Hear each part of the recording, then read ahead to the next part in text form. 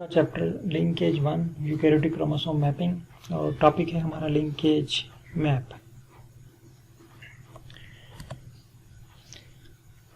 Linkage map की पहले definition देखते हैं। A map of the gene on a chromosome based on linkage analysis. तो यहाँ पे तीन चीज़ें बताई गई हैं। सबसे पहले जीन, ठीक है, जीन की location. A map of the gene यानी जीन की लोकेशन ऑन अ क्रोमोसोम। फर्ज कर रहे हैं हमारे पास ये क्रोमोसोम है, ठीक है। अब इसके ऊपर जीन की पोजीशन, एक जीन्स ये है, एक जीन्स ये है, ठीक है। लेकिन लिंकेज मैप में और जीन मैप में या क्रोमोसोम मैप में, ये देखें यहाँ पर थोड़ा सा फिजिकल मैप में जो डिफरेंस है। लिंकेज जो मैप है ये हमें एक जीन्स का दूसरे जीन से लिंकेज बताता है कि एक जीन से दूसरे जीन के साथ लिंकेज कितना है, यानी एक जीन दूसरे जीन के साथ लिंक्ड है तो उनके दरमियान लिंकेज डिस्टेंस कितना है। नेक्स्ट है linkage map does not show the physical distance between the gene. देखें ये डेफिनेशन में बात क्लियर हो गई है कि अब ये जो फिजिकल मैप है ये हमें डिस्टेंस बता रहा है कि एक जीन दूसरे जीन से इतने डिस्टेंस पे है, जबकि जो लिंकेज मैप है ये हमें ये बता रहा है कि एक जीन दूसरे जीन से इतने जो है वो इसमें इतना लिंकेज है, इतना लिंकेज डिस्टेंस है, but rather their relative positions, ठीक है, as determined by how often two genes loci are inherited together.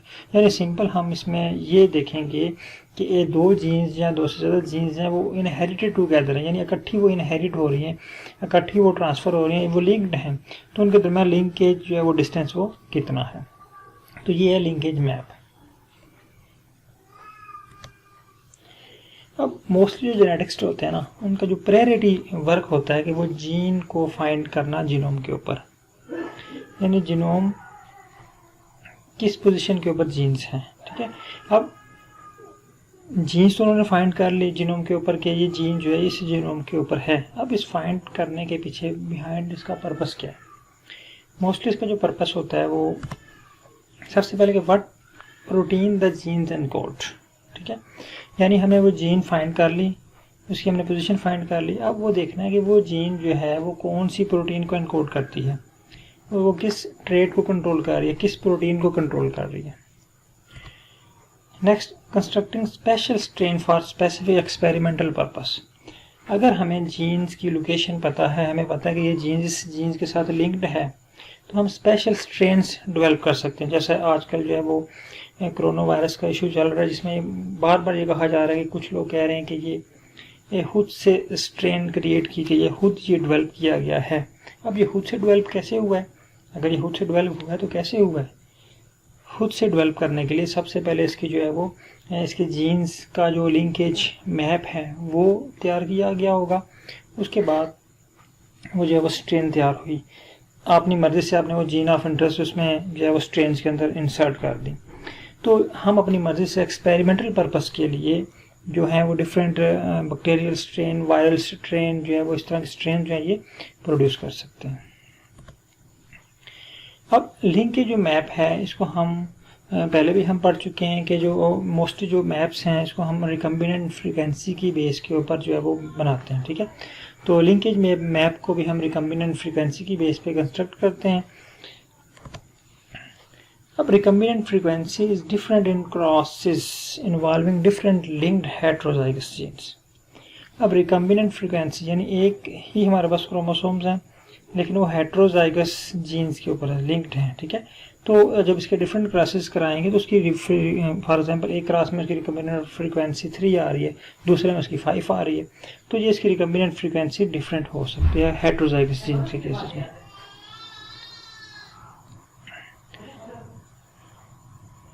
However, for any one case, the RF value is characteristic.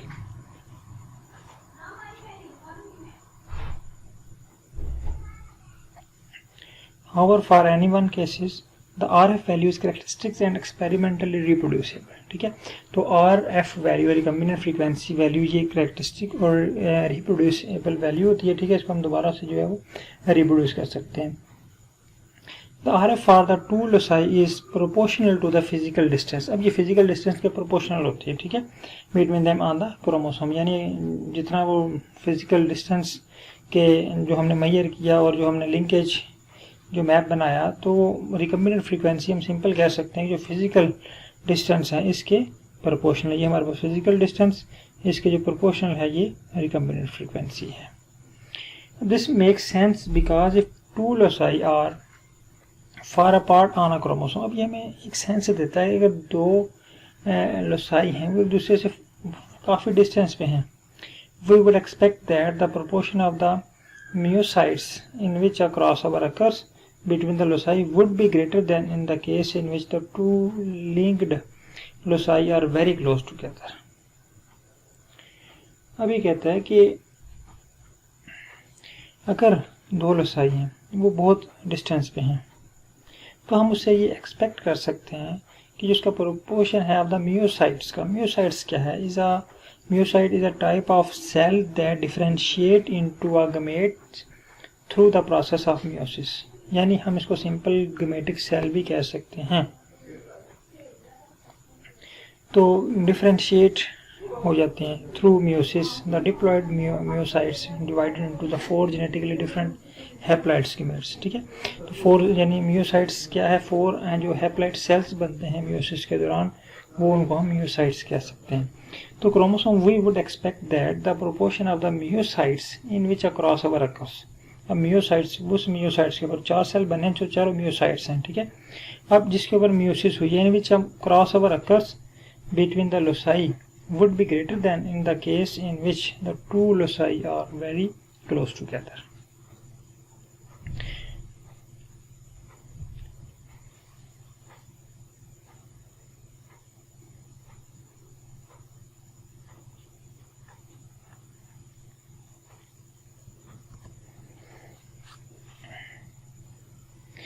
अच्छा, अगर हमें रिकम्बिनेंट फ्रीक्वेंसी फाइंड है तो हम easily जो है वो लिंकेज में बना सकते हैं। जैसे कि ये देखें हमारे पास फ़र्ज़ करें 3 जीन्स हैं A, B और C, ठीक है, और A और B के दरमियान जो रिकम्बिनेंट फ्रीक्वेंसी है वो 13.2% है, B C के दरमियान 6.4% है और A C के दरमियान 18.5% है, ठीक है। तो ये जो परसेंटेज है इसको हम एज आ डिस्टेंस काउंट करेंगे कि ये हमारे पास ये डिस्टेंस है, ठीक है। A और B का डिस्टेंस जो देखें A और B, ठीक है, ये 13.2%। इसी तरह B और C, B से और C 4.6, ठीक है। इसी तरह जो है A और C से 18.5% हमारे पास डिस्टेंस जो है ये निकला है। अब इसका जो यूनिट है वो MU है, यानी मैप यूनिट। हम जो है फिर जो लिंकेज मैप, इनके दरमियान जो जीन्स के दरमियान जो लिंक जीन है के दरमियान डिस्टेंस होता है इसको MU से शो करते हैं। MU को हम ऐसे डिफाइन कर सकते हैं कि the distance between the genes for which one product of the meiosis out of the 100 is recombinant, यानी 100 में से एक, यानी 1%, ठीक है।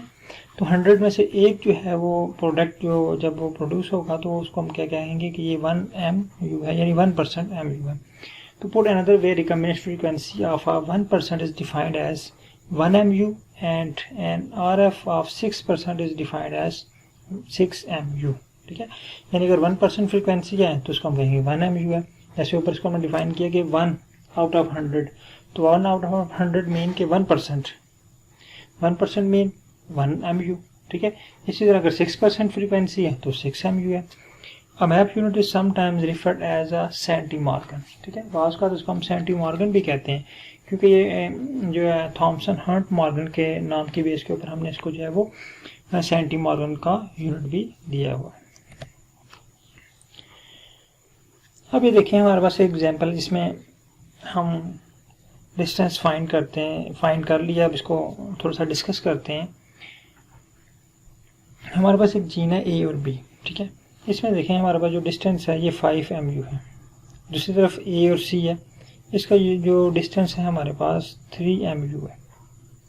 अब हम इसको दो तरह से, दो पॉसिबिलिटीज़ हैं इसके लिए, 2 पॉसिबिलिटीज़ हैं। इसको 2 तरीक़ों से हम अरेंज कर सकते हैं। पहले देखते हैं, अब ये देखें 2 चांसेस हैं इसमें। एक क्या है, A और B बी और सी के दरमियान हमने डिस्टेंस, ए और सी का हमें पता है, ए और बी का पता है, लेकिन सी और बी का डिस्टेंस हमें नहीं पता। तो इसका जो देखें दो चांसेस हम आ रहे हैं हमारे पास। तो ए और बी, ए और सी का या तो होगा, बी और सी का या तो होगा 8, ठीक है। यानी अगर हम इसको इस साइड पे रखें सी को ना, तो ये हमारे पास तकरीबन बन जाता है 3 इनके दरमियान है और 5 ए और बी के दरमियान। तो ये हमारे पास 8 डिस्टेंस बनता है, 8 MU। इसी तरह अगर हम इसको सेंटर में रखें, यानी सी को हम जो है वो राइट साइड पे लेके आए, इस साइड पे लेके आते हैं ए के, तो यहाँ पे देखें अब ये डिस्टेंस जो है वो 2 MU होता है। तो इसकी वो डिफरेंट पॉसिबिलिटीज़ हो सकती हैं ये। तो अब ये हमें ये इंडिकेट करता है कि जो जीन्स लिंकेज जीन्स का जो मैप है ना, ये लीनियर वे में होता है, सर्कुलर नहीं होता, ठीक है। यानी जीन्स लीनियरली अरेंज हैं। अब जेनेटिक एनालिसिस जो है ये दो तरह से वर्क करता है। अगर हमें रिकम्बिनेंट फ्रीक्वेंसी का पता है तो हम जेनेटिक मैप क्रिएट कर सकते हैं, ठीक है। अगर हमारे पास जेनेटिक मैप है तो हम बता सकते हैं कि इसकी रिकम्बिनेंट फ्रीक्वेंसी क्या है।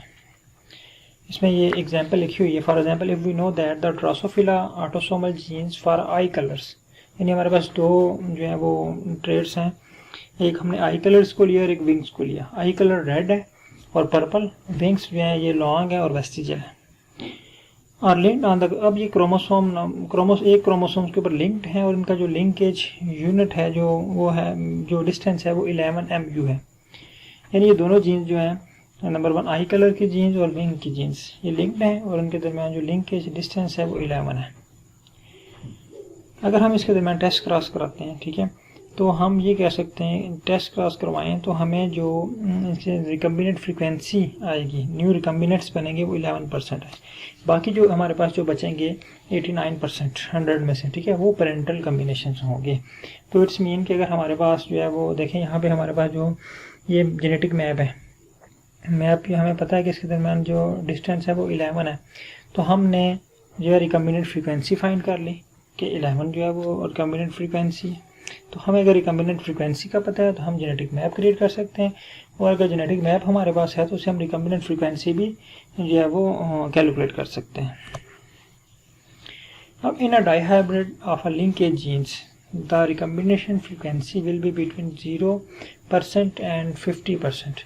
यानी अगर हम डाइहाइब्रिड क्रॉस को यूज़ कर रहे हैं, दो जीन्स को, दो ट्रेड्स को यूज़ कर रहे हैं, तो उसके लिए हमारे पास जो रिकम्बिनेशन फ्रीक्वेंसी है वो 0 से जो है वो 50% तक होनी चाहिए।